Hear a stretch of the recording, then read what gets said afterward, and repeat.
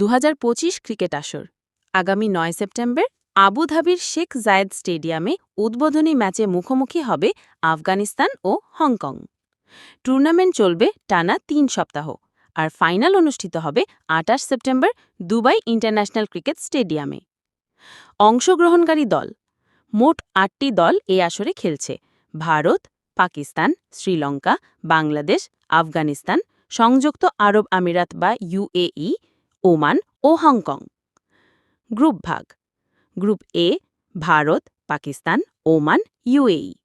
Group B Bangladesh, Sri Lanka, Afghanistan, Hong Kong.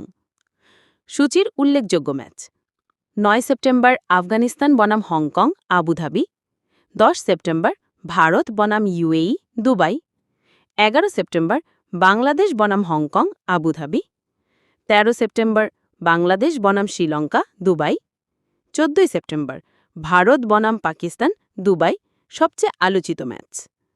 16 September Afghanistan বনাম Bangladesh, Dubai. Group পর্ব শেষে প্রতিটি গ্রুপ থেকে শীর্ষ 2 দল খেলবে সুপার 4 রাউন্ডে 20 থেকে 26 সেপ্টেম্বর। এরপর সেরা 2 দল জায়গা করে নেবে 28 সেপ্টেম্বরের ফাইনালে।